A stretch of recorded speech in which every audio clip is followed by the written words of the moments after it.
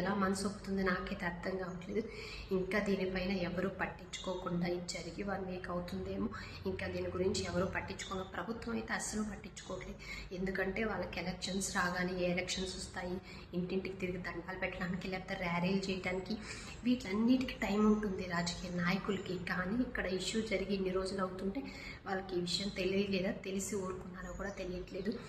వాళ్ళు గుడికి వచ్చినప్పుడు దేవుడి కోసం వచ్చి దండం పెట్టుకొని వెళ్ళిపోతారు. నీకెందుకు అక్కడ?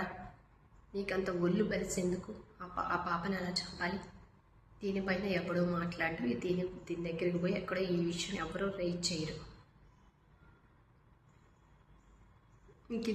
ఇంకింతే సమాజం ఇంతే. చిన్న చిన్న పిల్లలు, కులాలు, మతాలు ఉంటే పెద్దోళ్ళతో తేల్చుకోవాలి, చిన్న పిల్లలతో కాదు కదా అవన్నీ. ఇప్పుడు వాడు చంపినోడు వాడు బాగానే ఉన్నాడు, తిట్టంగా తినేసి తాగేసి ఇట్లా ఉన్నాడు, ఏం కాదు. ఆ పిల్లని తొక్కేటప్పుడు ఒక్కసారైనా నీకు గుర్తు రాలేదా?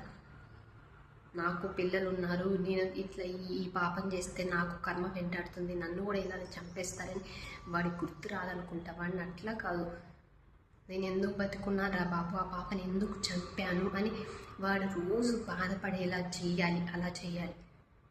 నాగర్ కర్నూలు ప్రజలు అనేవాళ్ళు, యూత్ అనేవాళ్ళు ఉంటే ఆడబిడ్డకి ఫస్ట్ న్యాయం చేయాలి. ఎలాగో రాజకీయ నాయకులు ఎవరూ పట్టించుకునే విషయంపై. సో మీరన్న ఈ విషయంలో కల్పించుకొని వాళ్ళకి న్యాయం జరిగేలా చూడండి.